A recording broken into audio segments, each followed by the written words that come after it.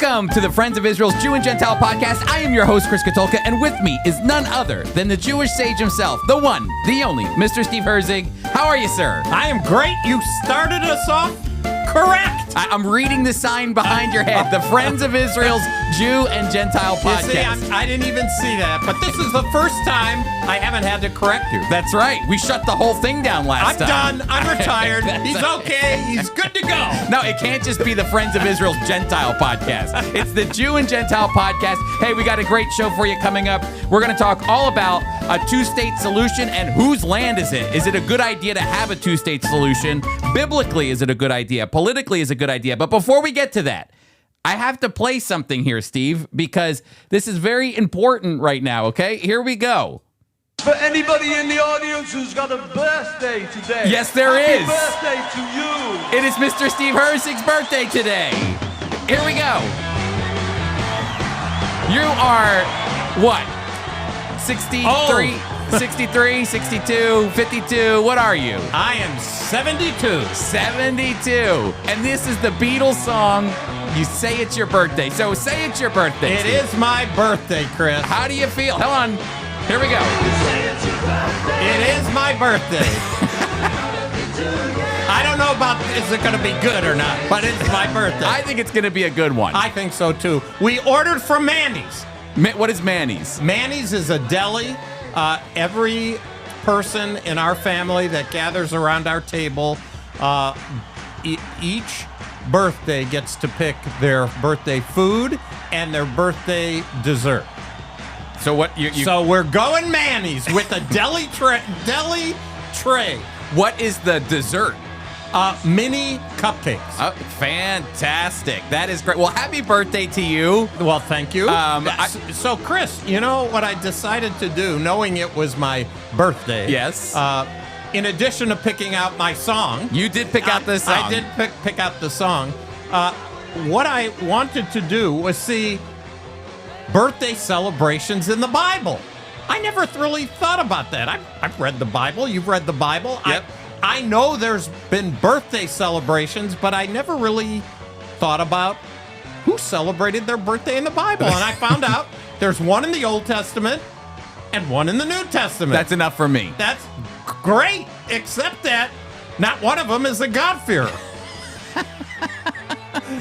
They're both pagans. It's a pagan thing. All right, well, Steve, can I read them really quick? I know that you found them. Sure. But it is your birthday, so I feel like you should kick your feet up and relax and let me do a little of the work here, okay? Well, I even did the work for you. Genesis 40:20. 40:20. 40:20. It says, now on the third day was Pharaoh's birthday. Hey, Pharaoh!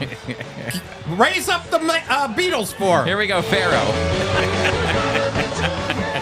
That's good. This music is still going. That's exactly. And it's who's the next guy? Yeah, You'll read right. about him. But the first is Pharaoh. The second is Herod. That's right, Herod. So birthday celebrations. I'm going with a Manny's tray. I wonder what Pharaoh and Herod had in mind for their birthday. I know what Pharaoh had in mind for his birthday, because in Matthew chapter 14... It wasn't good for John the Baptist. No, it wasn't. I'll tell you that. This is the worst birthday for John. This is not good. Think about this. You had two Gentiles. They had birthdays. And think about... This is interesting. Pharaoh has his birthday in Genesis 40. And what happens? Let my people go over my dead body. They're sticking around and they're building my kingdom. Matthew chapter 14, verse 6, it says this, on Herod's birthday, the daughter of Herodias dances for the guests and pleased Herod so much that he promised with an oath to give her whatever she asked. And she said, I want that Jewish guy's head on a platter. So okay, we John can the say Baptist. that birthday celebrations end up killing Jews. But you're a Jewish guy and it's your birthday. I better watch out for a hatchet or something. Now, before we get to the big question that you want to ask, though, I just want to say that the Friends of Israel's Jew and Gentile podcast, Steve, is sponsored by FOI Equip, where it's your opportunity to get equipped to love the Jewish people. Now, listen, before we get to all the various things that we're doing and connecting you at foiequip.org, Steve, we just had Laura in here and we were talking about the stickers that are going out. We had to order more stickers because our 7 listeners keep ordering stickers, which is great. And I think we have a new number that we we're do up to. have a new number, fresh number, 25,000 stickers have gone out since we started on the Jew and Gentile podcast, the Friends of Israel Jew and Gentile podcast, which we started just as it came to our minds. It was only last We were only summer. conversing, and all of a Last sudden fall. we both agreed, let's give out stickers because of the encounter you had up at Word of Life with a young man with a sticker on his guitar saying, Israel is important to me. Chris, it is the little things that God takes that big things can happen. 100%. And so we want to give you stickers. So you can text us at 424 444. 1948. And if you text us, I'm going to send you a link. You're texting me, okay? So I'm going to send you a link, and there you can sign up to get 50 free stickers that support Israel and the Jewish people. And I love it when people be patient with us. That's right. There has been a backlog, which we actually like. But I hope you're not the kind, any one of you 7 listeners, please be patient. Don't call us and text, where are my stickers? They're coming. We want to send them to you, but we got a backlog, and our shipping department is doing other things, quite frankly, for paying customers instead of the ones in the queue that are waiting for free postage and free stickers. I feel like the word backlog is something that you're used to saying. I feel like we say that a lot on this podcast. Well, maybe it's Jewish people deal with a certain kind of backlog. We've got backlogs with stickers. What's going on here? Our budget is limited. Let's just put it that way. The producer and the director are sitting in the seats of the podcast. Our shipper is volunteer style because he's working in another department, but will definitely do this for us. So we kind of give him snacks and stuff to keep him going. We love our shipper. Laura helps us out so much. But you can get your 50 free stickers by texting us at 424-1948. Also, don't forget to go to foiequip.org. We have Dr. Michael Rydelnik from Moody Bible Institute. That's right, the Moody Man. The Moody Man, Dr. Michael Rydelnik is going to be teaching Finding Messiah in Unexpected Places. Which is all about Israel's anticipated arrival of the Messiah with the Hebrew scriptures. They contain so many prophecies about Jesus, of course. He wrote a book, Chris. It's he wrote 500 pages. How did he do that? We're going to find out. That's starting tomorrow. But, Chris, we know about King Herod, and we know about Pharaoh, and they celebrated birthdays. They could have gone to foiequip.org and found out about finding Messiah in unexpected places. But instead, it would have been better off if they did. They could have done it on their birthdays. That's right. But the question is, and I often get it, I'm sure you've gotten this question before. We could turn it into 2 questions. First of all, is it unbiblical? I'm celebrating my birthday today. We're getting a Manny's tray, a deli. And the grandkids are coming. And, Chris, I even bought a piñata. For my birthday, I'm not doing the piñata. I'm going to man the phone and videotape while the kids, we put sour eyeballs in there. I put funny fingers in there and all kinds of candy that you as a parent would not want your kids to eat. But I as a grandparent say, Lozengame. Enjoy. Let them enjoy. Luzin the Kinder. That's right. Luzin the Kinder. That's right. We love the children. Let them be. Go for it. Let them be. Go for it. But the question is, first of all, should a Christian celebrate Christmas, celebrate a birthday? But then the other question is, should Christians celebrate Christmas? That's Jesus's birthday. And is it unbiblical? We do know, Chris. Because you're looking at the Bible and saying birthdays only seem to be celebrated by Israel's enemies. We're 0 for 2 here. And we do know one day that Jesus was not born. I think there's consensus. Liberal theologians, conservative theologians, most scholars would say Jesus was not born on the 25th of December. There's pretty much consensus there. And we understand historically with Rome and trying to satisfy Rome as they transition from being pagan to officially Christian and all that. But the question still is, there are Christians who do not celebrate Christmas. They're born again, Bible-believing Christians. And there are Christians who do celebrate Christmas. Well, Chris, you're the vice president of North American Ministry. What say you? I was just thinking as we were talking about this is that even though the story isn't the story, like there isn't Jesus celebrated his birthday. The Bible does hone in on birth moments that are very important. I think about Jacob and Esau, that this moment where like you have a story of their birth narrative, their birthday. Pretty detailed. Yeah, that one's a detail. Too much information. Grabbing the heel and pulling out this way and that way. I'm glad. It's too much information. Samson's story of how he came up and the background to how he came, God chose him. Samuel, his mother prayed for him, and that's a big story. Huge story. And other ones as well. But Jesus, for sure, gets Detail. a lot of detail about, not only his birth, but also the process of getting from Nazareth to Bethlehem and the journey for mom and dad and all of this. So I don't think it's a problem, because even though they don't say, and it's their birthday, we do have images of pictures and narrative and story of the birthday. So is it wrong? Are you asking me, is it wrong to celebrate? Yeah. No, I don't think it's wrong to celebrate. I think it's a great thing to celebrate. Look, that's where I've had debates in person after conferences, after I've spoken. That question comes up, and sometimes you have to say, well, we'll agree to disagree. Look, the Bible doesn't say anything about it.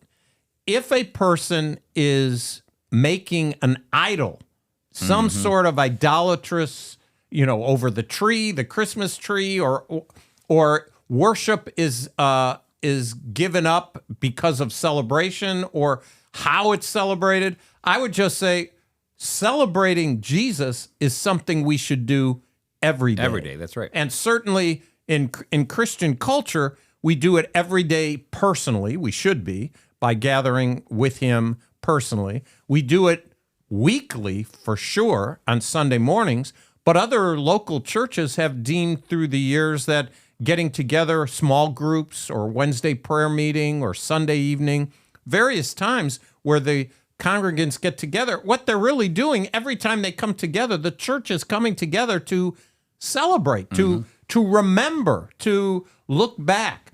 And that's what birthdays really are, Chris. Birthdays are, when you're real young, you're always moving forward to your birthdays. When you get my age, you think about a birthday and you always think backwards. You're thinking about all the previous birthdays and how those added up into a relationship with your spouse, and you get married, and then you have kids and you celebrate their birthdays. And so as grandparents, we look at birthdays a lot different than, say, the grandkids when they have theirs. Well, and you even said, you put in your notes here, Romans 14:5-6, which says, one man considers one day more sacred than another man considers every day alike. Who regards one day as special does so to the Lord. So, again, you're I think Paul's highlighting the Jewish community and highlighting the Gentile community. For Gentiles during Paul's day, they didn't think about Shabbat. They didn't think about Passover. They didn't think about Hanukkah. They didn't think about all the feasts, where Jewish people did consider them, as the scriptures teach, to be holy days for the Jewish community. And so Paul is basically saying, who regards one day as special, so does so to the Lord. So that's why I always say Chick-fil-A should be open on Sunday. Just, you can choose which day you don't want to go, Here's what Paul was saying before Yiddish was invented. Zeitgesund. That's what I was going to say. Zeitgesund. You do you. It's perfectly fine. Because as a Jewish believer, you've come to embrace.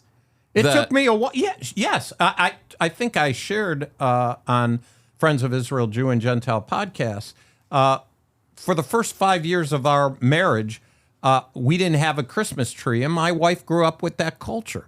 It was very difficult for me, but there was a couple discipling me, which I'm thankful for, and they asked me some pertinent questions that I prayed about, and really, I was denying my wife's culture at the expense of mine, which she was okay with, but I came to realize, you know what? It's good for our children to have both. But the key is not either one of those. The key is Jesus Christ. That's right. Exactly. So, but something happened the day after your birthday, right? Is that right? The day after? Yeah, 48 years ago, the day after my birthday. So it's really 47 years, 361 days ago on my birthday.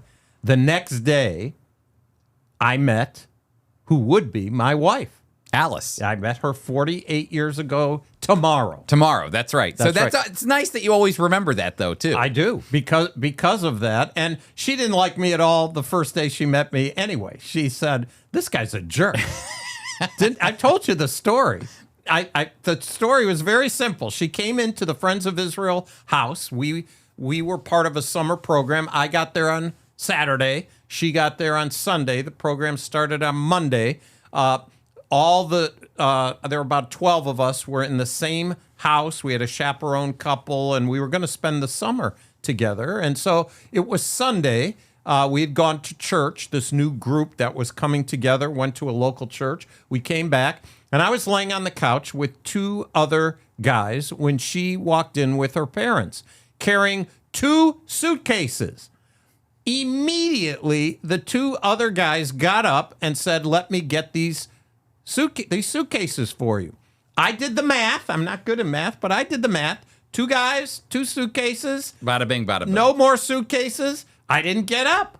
And I found out, she said, this guy's a jerk. He wouldn't even come up to help with the suitcases. So, well, that's funny because you and I have a similar story then, because my wife gave me kind of like the same thought, because mine's probably even worse, though, because on our very first date, we went out for a coffee and a bagel at Legal Grounds in Dallas, Texas. And I had already gone on a few dates, and I feel like you go out, you spend all this money on dinner, and you get bupkis. Oh, no, we're just friends. So I said, you know what? New policy from now on. I'm not buying on the first date. I'll buy every date after that. First date, if you're on your own. This is it. So my first test run with it was a success. I got married. So Karen sits down. We have coffee. Great time. Amazing. Is that all you had? What did she have to pay for herself? Coffee and a bagel. Oh, so okay. So how much? The guy goes, split the check. I say, split the check. And I think So he asked you, not her. That's right. I said, split it up.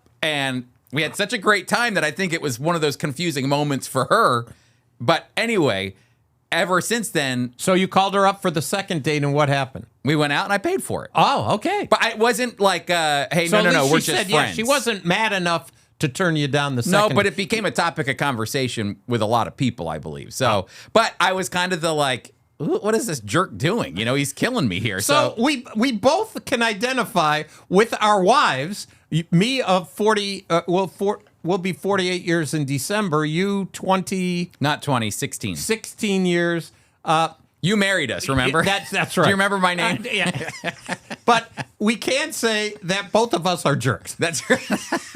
Ask our wives. That's right. So the question you ask is, how do I know that person is the right one, Steve? That's a great question. Well, there's a book that's actually been written, and I found it at Fox at their website. And the question or the book title is called God Was Right.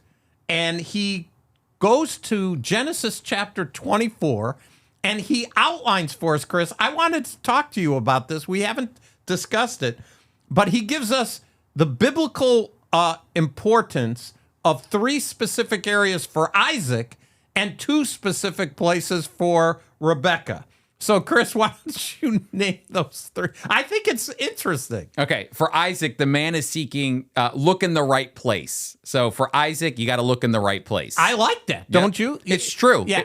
A lot of times parents think about, I want to send my kid to a Christian college because I want them to be in an environment where the pool, the well, if you will, is kind of this, it's the same. The well would seem to be deep in a Christian college. Exactly. If you want a Christian spouse. 100%. So I value that. I understand that. Sounds good to me. All right. She was beautiful. Yeah. I like that one. That's exactly, we're not going to lie. That's the way it was for Isaac. And here we are 3,000, 4,000 years later, bada bing, bada boom.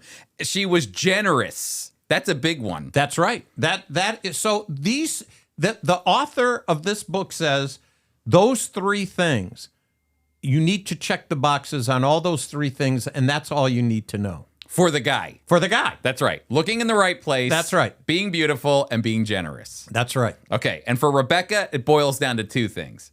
He was wealthy. A provider. Marry a rich man. That's right, a provider. And he loved God. That's big. That's huge. Those are huge things. So I'm surprised at being humorous. I know that, a lot of times men think I have to be, a good-looking guy. I have to have this, have to have that. A lot of times I've read that, women are attracted to men's humor as well. So I'm surprised humorous. We don't know how funny Isaac was. Maybe he wasn't that funny. I don't know, but I do know this. I know I have chased down some of the leads online. Just the latest one that I could remember, Chris, is beautiful wives who are married to ugly husbands. Celebrities, and they show you the pictures, and they are. It's true, and I think a lot has to do with there are people who fall in love with the mind of it, whether that's humor or knowledge of literature, a conversationalist. How often have I tell this to Alice all the time? I say to her, people look at us, they say, what in the world was she thinking? No. What was she? Not what was he thinking? They know that, wow, you did good. They look at her and say, what were you thinking when you married this guy? Well, Mark Garrison, who writes God Was Right, kind of pulls out 3 main points here. So number 1, where do we look today? And this is really big. Again, when you think about having kids, when you think about, where you want your kids to kind of make sure that they're marrying other believers that love the Lord, you're looking in communities. So where do we look today? In communities where people love God and live generously. That's big. Another one is what makes someone truly beautiful. Your mind goes to one thing, but it's really a heart for God and a heart for others. That's what makes them beautiful. You begin to realize, as you were saying, like, why would Alice choose me? I say the same thing about my wife because she's much taller than me. Did I ever tell you the story that, when she's not much taller than me, but, she's a little bit taller than me. And when we got married, she wore flats. And she wore flats for a long, long time so she could be the same height as me. And then one day, speaking of celebrities, I saw a picture of Tom Cruise and Nicole Kidman when they were married. And Nicole Kidman was towering over Tom Cruise. And I said, look how cool he looks. He's a winner, So that's when I said, you wear whatever high heels you want. I'm the winner here. So you do whatever you want to do. Sei gesund. So what makes someone truly beautiful, though, is a heart for God and others. And what does generosity look like? Number 1, it's not that you have to be rich, but it's the idea. You care for other people. That's right. And not just care for them. A person who's generous is looking for places to be generous. They're aware. And remember, Rebecca, he goes by the servant, needs water. She takes care of not just him, but his animals. That's right. As well. And he noted that. This guy's looking for a wife for his master. And these 3 qualities, looking good is important. There has to be some sort of physical connection. And we shouldn't be ashamed of that. God wired us this way. Mm-hmm. On the other hand, beauty is in the eye of the beholder as well. And so how that becomes complicated as you see a person, act on seeing them, get to know that person. And I've heard it said, oh, that person is a beautiful person. And you look at them, they're not necessarily beautiful to look at, but once you get to know them, they take on a beauty that you understand once you get to know them, relating to them. And even the idea, when you have here that he's a wealthy guy, but in I understand that, but at the same time, somebody who works hard and for a man and industrious, strives, it does the best that he can to make sure that being a provider is something that is innate in who he is an attractive feature as well, and very biblical, all of it very biblical. So anyway, Steve, a very interesting find. Anything we will put that in the show notes, that That's right. article from Fox, so people can access the book if they want. Sei gesund. All right, Steve, let's talk about the other day you and I were talking about what are we going to chat about for the next podcast. And, I think it's interesting how people are are bringing up the idea again. It's becoming an international conversation. It's always been an international conversation, but kind of now more than ever is this concept of a two-state solution. And it always just is that dangling carrot out there that I believe people are attracted to, a two-state solution between Israel and the Palestinians to give the Palestinian people a state. It's this attractive thing that just, for some reason, in the mind of everybody, will automatically unlock peace in the Middle East and unlock peace in Israel and bring calm to Israel, and that it's the solution. And that's why they call it the two-state solution. It's the solution to the conflict between the Israelis and Palestinians. And I wanted to use this opportunity, and I'm glad that you grabbed a hold of it too, to remind people, what is this a good idea? Is a two-state solution really going to solve the problem of peace between the Israelis and the Palestinians? Is it really the hope for peace in our modern time? And you know, honestly, a couple of years ago, when during Trump's first administration, he moved the embassy from Tel Aviv to Jerusalem. He united Jerusalem in that sense. He brought the embassy to Jerusalem. He really was saying this is the undivided capital of Israel. That's right. And so by doing that, though, there were all of the specialists and the foreign, what's the word I'm looking for? Like the consultants that he had, the people who knew what was going on in the Middle East that you would look to for advice. They're foreign advisors, Experts. They're all experts. This is a horrible idea. You're never going to get peace. That you're going to push away all of our Arab neighbors from ever making peace with Israel. It's going to start a regional war. Blah, blah, blah. When in reality, it actually, moving the embassy then kind of gave birth to the Abraham Accords, where Israel signed deals with 4 or 5 different Arab countries, Middle Eastern countries, for peace. And so, you know, it kind of threw that, that idea out the window. So all I'm trying to get at is it really, is creating a Palestinian state today really the right idea, given the circumstances that Israel's in, and given that what the circumstances that the Palestinians are in as well? Well, let's first ask the question and answer it. And we're not talking from a biblical view. From a biblical view, we already know that we at the Friends of Israel, we got to disclose, this is the truth. We know that in the end, there's one nation. The Jewish people are there, and the King Jesus, will reign and rule from Israel in Jerusalem. That's right. So we believe that.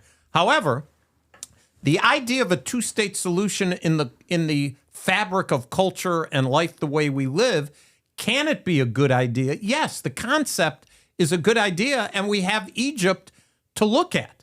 They traded land for peace, and they're not bosom buddies, and there's been peace for a long time between Egypt and Israel. They cooperate militarily. How much economically, I don't think much, but at least there's no rockets coming out of Egypt or Israel. There's no fighting going on. But that's not the question then. The question, could it be good? Yes. Is it good? Chris, I went back to an article that Elwood McQuaid did in October of 2002. 2002. That's 23 years ago. And the interview, he wrote about an interview that was done with the mother of a suicide bomber from the Dispatch, Middle East Media Research Institute, June 18th, 2002. And here's what a mother said. This was her suicide bomber son. Her name is Nidel. And she said this: Allah be praised, I am a Muslim and I believe in jihad. Jihad is one of the elements of the faith, and this is what encouraged me to sacrifice Muhammad in jihad. Her son. In jihad for the sake of Allah. My son was not destroyed. He is not dead. He is living a happier life than I had. My thoughts been limited to this world. I would not sacrifice Muhammad. I am a compassionate mother to my children, and they are compassionate towards me and take care of me. Because I love my son, I encouraged him to die a martyr's death for the sake of Allah. Jihad is a religious obligation incumbent upon us, and we must carry it out. I sacrifice Muhammad as part of my obligation. Chris, this was in 2002, and I couldn't help but think about what took place in Colorado. Yep. And why does this happen? You're talking about with Colorado, you're talking about, which we have in our news segment here, the madman who launched a terror attack with Molotov cocktails, the Egyptian, actually. Same motivation. He didn't martyr himself, but the idea of killing Jews is... And all Zionists. The killing of Jews is incumbent upon a branch of Islam that believes doing so is a blessing to Allah. Mm-hmm. And Chris, as long as that mentality, that ideology, it doesn't matter what year it is. It doesn't matter who's alive. If the ideology lives and there's a group, a country, a people who believe such a thing, then there could never be peace. There never could be peace. So then the two-state solution is crazy. And if you go to Israel today, if you would have gone to Israel in 2002, probably half or more of Israelis would believe... More than 60%. Would agree in a two-state solution. You go today, in light of what took place over 630 days ago, October 7th, it would be hard to find an Israeli, a Jewish Israeli at least, who would believe that a two-state solution could work. Now, I want to highlight some of the reasons, Steve, why I think a two-state solution is bad, and I hope that this kind of is something that is heard by our listeners and our watchers, because I think this is important because really people still believe that a two-state solution will work, but they don't ever ask themselves, well, let's talk about what's on the ground over there. What would make a two-state solution work? They just instinctively think, oh, this is the key to unlock peace. And when I think about how Israel became a nation in 1948, Israel already had, before May 14th, 1948, Israel already had the provisional government set up. They already had a council of Jewish people that were managing a government. They even had a military, kind of like a security apparatus that was going on. They had everything in place to create a state. So when Ben-Gurion became Israel's first prime minister, he was already the head of the agency that was looking over, the Jewish agency that was looking over the Jewish people. It was, you were taking it from this day on May 13th, where he's the head of the Jewish agency, and you're moving him into prime minister as he's announcing Israel's independence. Everything, the pieces were there to confidently give them. The only concern the nations really had was the fact that they knew they would be under attack. And would they survive? They had military organization without the supplies to implement it, but they were ready to go. They were ready to go with an organizational structure, with a governmental structure already in place. Now, if you look at the Palestinians have had decades to build something. They've had decades to do it, but it constantly keeps falling apart. So if you think about even in the days of Yasser Arafat and the PLO, he was kind of more of a dictator at that time than he was a political leader. But then you move forward to today, the PLO is now called the Palestinian Authority, and the person who runs it, he's got to be almost coming close to 90 years old. Yep. Mahmoud Abbas. And Mahmoud Abbas is not moving. He's not going anywhere until the day he dies. I don't even think I've read that much about him specifically. From time to time, we hear from him. I don't think I wonder if he's Joe Biden Jr. Yeah. Yeah. Who is running the Palestinian Authority? Yeah. What auto pen do they have over in over in the You better explain auto pen. Well, just how they're saying the investigations going on with Biden using the auto pen to sign a lot of things. It wasn't even his signature. It was just the machine signature signing off on things. He signed his name once. It's put it into data, and they could click a button, and it's automatic. Anybody can sign a bill or whatever. But the point that I'm making, though, is that Mahmoud Abbas is still president, and they've not had elections since 2006 or so, because they know, according to statistics, that if they have elections today, Mahmoud Abbas, who is the kind of moderate, quote unquote, leader of the Palestinian people would be voted out by Hamas or other terrorist organizations. How do you think Hamas got the Golan Heights? Got Gaza. Got Gaza, that's right. How do you think... Well, actually, technically, in the last election... They had an election, and Hamas won in Gaza. Mahmoud Abbas lost in 2006. Exactly. Technically, Hamas should have ruled the West Bank and Gaza Strip, but there was infighting that took place because of the reality that Hamas is a terrorist organization. So this is, again, where people have to think clearly. If the Palestinians establish a state, what does that state look like? Who's controlling it? Because right now, Hamas and other terrorist organizations are in the West Bank. They're in Gaza Strip. There is no leader that's leading them to reform the Palestinian people, to give them better hope, to shake hands with the Israelis. The sole goal of most of the terrorist activity in Gaza and the West Bank and Judea, Samaria, is based on pushing Israel into the sea. Free Palestine from the river to the sea. That's their mentality. So why would an Israeli government want to shake hands and go, this is a great idea for peace? We've got an aged leader who nobody likes. The statistics show, the polls show that nobody likes, no Palestinians like Mahmoud Abbas. They don't trust him. And so what are they going to do? They're going to vote for somebody like a terrorist organization, which could pose an even greater threat because now you've got a state. And so, again, people aren't thinking clearly about the long-term viability of a Palestinian state. And when you ask people about it, they go, let them figure that out.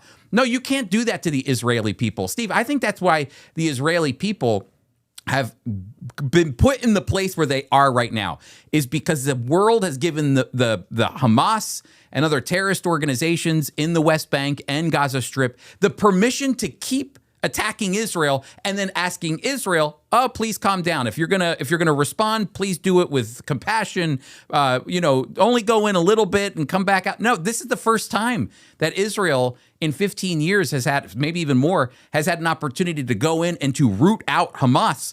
And it's certainly taking time. But again, the idea is, if you're going to give the Palestinians a state, who's going to run it? Who runs that state? Well, Chris, it's not just that. And you're correct. We think about the demands that are made on both sides. The Palestinians say Jerusalem is negotiable. Israel says it's a non-starter. The Palestinians say reparations and coming back to the land, quote, that was stolen. And Israel says it's a non-starter. Chris, interesting, in 2018, the Knesset passed a law.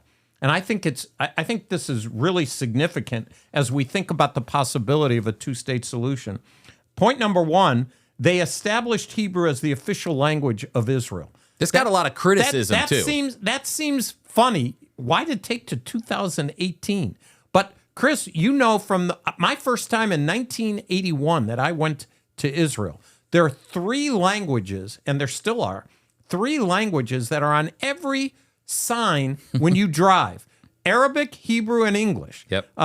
That's because they know that those are the three main groups that are there. But the official language legally in Israel up until 2018 wasn't law. It is and has been since 2018. That turns off the Palestinians. The second one, declaring Jerusalem the country's official capital. That in 2018, the Knesset, even though you thought that might be in place, it's in place since 2018. That turns off the Palestinians. And the third one, which is maybe from the Palestinian point of view, the worst of the three, is that Jewish settlements are of national interest to Israelis. Jewish settlements are a national interest. What's that mean? That means Jewish settlements in what the Palestinians and the United Nations would regard as territory that is Palestinian territory. And again, I think what you're saying is giving this is often the obstacles to the Palestinians creating a state, is that number one, language, of course, but number two, Jerusalem. That they want to divide Jerusalem again, which that was actually on the table with some Israeli prime minister. I think Ehud Olmert. 100%. offered 100%. And to they split turned it. him down. They turned him down. That's the other part. They turned him down. I think maybe, I don't know if Ehud Barak did the exact same thing in 2000 to offer. It's a curse and a blessing at the same time. I remember when that happened. And as a believer, I want what the Lord wants. I want what's best for Israel. But I could not believe Israel was doing this. But in being turned down, Israel now has the right to say, look what we did, and you turned us down. That's right. The idea, again, they could make a state capital, in Ramallah, where there already is a parliamentary building that I don't even know if they use anymore. They could focus on building a state, but really what they want to do is just poke the bear. Jerusalem was, I don't remember in the past, even, you'll have to tell me, if Yasser Arafat spent his days pushing for Jerusalem to be the capital, the East Jerusalem to be the capital of the Palestinian people. I don't know if he did that or not. All during the negotiations, they were talking about splitting Jerusalem. And even then. Yes, they were. It took Israel a long time to offer that. Part of it was offered and turned down. Chris, I went back to 1967. I'm not a historian. I could never remember a time of a country that wins a war, as Israel won in 1967. They win the war. They were on their way to Damascus up north and on their way in Egypt to the south. They were a stone's throw from Cairo. They were on their way. The UN said stop, and they were pressured. They could have gone all the way. They stopped. And then when the war's over, Israel says, let's negotiate land for peace. We're the victors. Let's sit down. We want to talk peace. We want to swap land. We want there to be peace. They're the ones who won. And it's so famous, it's called the three no's of Khartoum, that they no to everything. We're not going to recognize Israel. There's not going to be peace in Israel. We are saying no to negotiations, no to everything. And these were all of the Arab countries that were getting together after the Six-Day War. Exactly. That they were all getting together in Khartoum to make a decision on whether or not they should take land for peace. And this is what they came up with, the three no's. And this is the victor is usually it's the one who's been victimized that says, could we talk about this? Will you give us something? They did the opposite and were turned down. And Chris, as I think of the way Hamas is in the negotiations now, trying to get the 20 hostages who are at least reported alive, the 58 who are total hostages still in their hands. Hamas is acting the same way. Mm-hmm. It's no different. The idea to even think that Israel would negotiate and think about a two-state solution with the way things are now, it's crazy. And if you ask the average person in Israel and the average, average person in the United States, Jew or Gentile in the United States, would you negotiate with Hamas? They would tell you no. Yeah. Are you for a two-state solution where the Palestinians would be less than 9 miles from the border to the airport? And you don't know what Palestinians you're going to get to control this. That's the big... I would say, Israelis would say, yes, yeah, you do. We do know. Exactly. We do know exactly what we're going to get. The same that we got in Gaza, the same that we get in the Golan Heights, the same that we get at the border of the Palestinians now. Yep. Chris, we're going to give a state to a people, we have to put up a wall to prevent them sniping. That's right. It makes nobody would run their personal household. No one. Name the leader who's for all this. Let's pick Macron in France, who has gone out of his way. That's the guy that made me laugh the most was our man, our ambassador. Where he says, give him the French Riviera. Yeah, that's one of our news spots. We'll blend news in. Yeah, we got to blend news in. Blending news in with this one, but the Fox News reports that Huckabee slams French-backed Palestinian statehood push at United Nations, says U.S. Israel are inseparably linked. The United States will not participate in a conference next month in New York City hosted by France and Saudi Arabia aimed at promoting the recognition of a Palestinian state. U.S. Ambassador to Israel Mike Huckabee told Fox News Digital in an exclusive interview in Jerusalem earlier this week, it's incredibly inappropriate in the midst of a war that Israel is dealing with to go out and to present something that I think is increasingly Israelis are steadfast against. October 7th, changed a lot of things. He said, if France is really so determined to see a Palestinian state, I have a suggestion for him, Mike Huckabee says. Carve out a piece of the French Riviera and create a Palestinian state. They are welcome to do that, but they are not welcome to impose that kind of pressure on a sovereign nation. And I find it revolting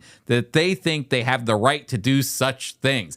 This bada bing, bada boom. He nailed it. And this, again, is that mentality that comes from the West, that a two-state solution coming to the UN, from France, partnering with the Saudis, that this is going to solve the problem if we just create a state. No, I actually think it's going to inflame terrorism. It's going to heighten Israel's sense of security. If it's already at its highest right now. But to deal with the state now without any understanding of who we're even talking to, and like you said, we know exactly who they'd be talking to, there's nobody on the ground in the West Bank to have a conversation with about actually establishing peace. It's just so far out, so much so, Steve, that you even found an article from the Jerusalem Post that said that the two-state solution support hit an all-time low as Israeli trust collapses. That's from Pew. That's from Pew.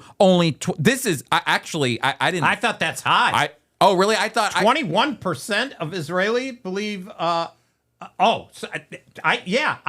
I thought it would be 5 or 10%. Oh, see, I thought last time I saw it was like in the low 50s or even 21%? high 40s. 21% of Israelis believe peaceful coexistence with Palestinian state is possible. Distrust and status of Jerusalem cited as top.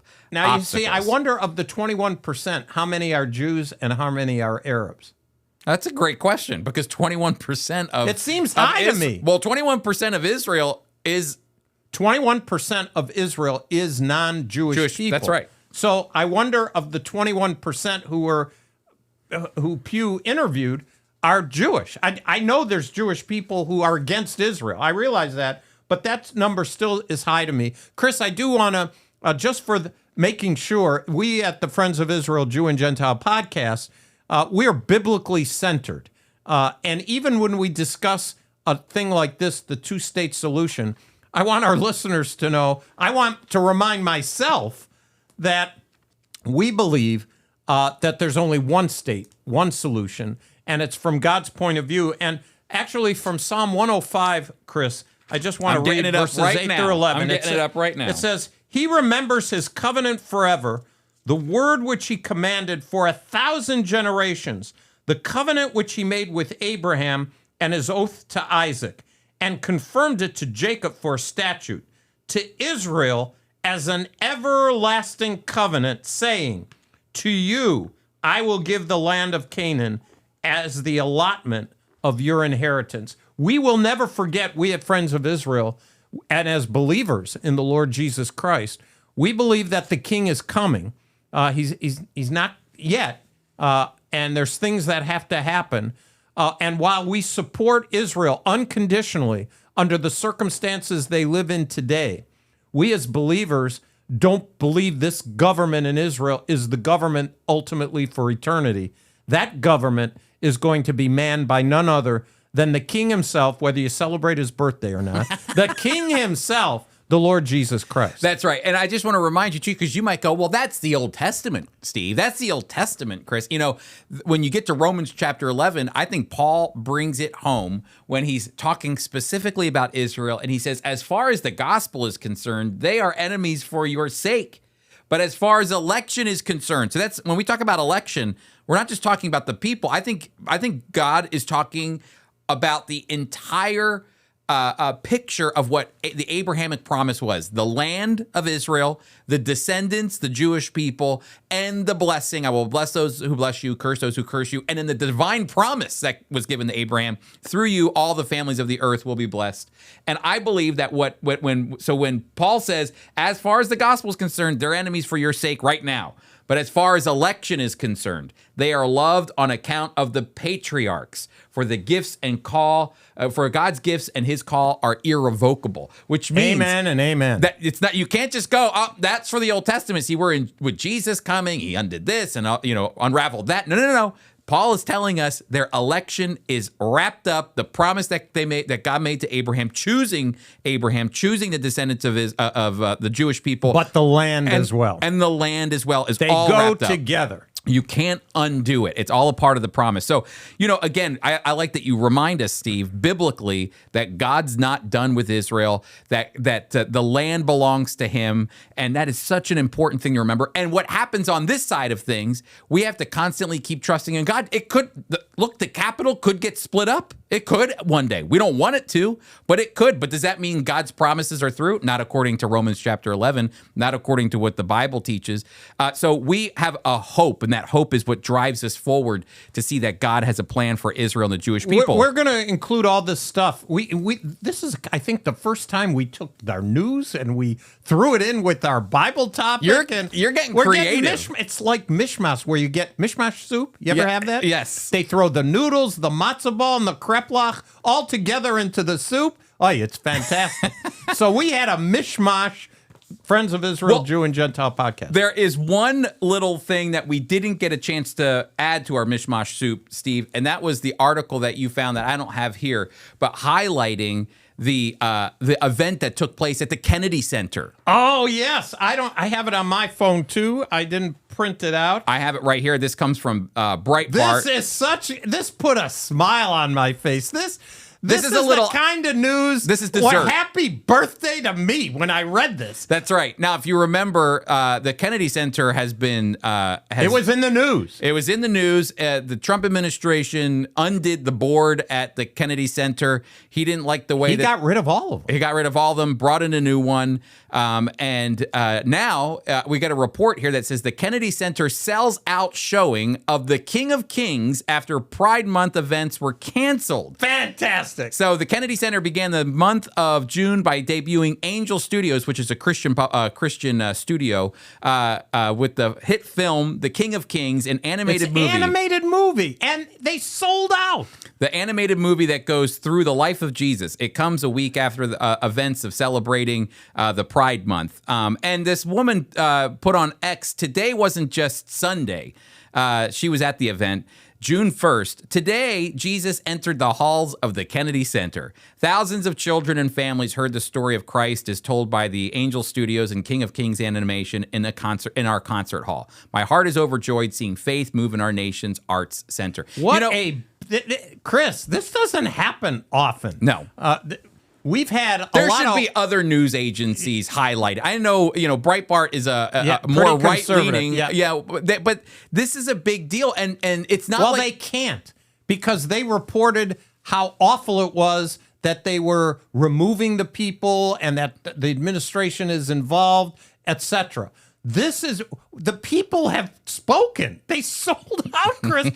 If you're a business person, you're saying, this is pretty good. That's right, exactly. So we, in the mishmash soup, we didn't get that one into the soup, Steve, but that's a little dessert on the end there for you. Good. Okay? That is good. All right, Steve. Well, hey, listen, we also have our Yiddish word of the day. Our Yiddish word of the day, Steve, because it's your birthday, I'm going to give you the responsibility to share the Yiddish word of the day. The Yiddish word of the day is a sentence, happy, or it really means a good birthday or a happy birthday. A Freilichen Geburtsdag. A Freilichen Geburtstag is happy birthday, but Chris, I like this one. Bis 120. May you live to be 120. But you were saying that that's actually a greeting to people on their birthday. Yeah. May you be 120. How do you say it again? It's bis 120. 120. Is that right? No, it's bis 100. Bis 120. 120. All right, that's my greeting to you on your birthday, okay? That's right.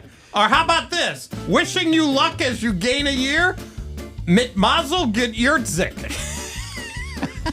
I love this. Well, we have that whole list for you on our show notes. Your show notes. That's right. Hey, everybody, listen, we're going to go out a little bit different because it's Steve's birthday, okay? So here we go, everybody. Here we go.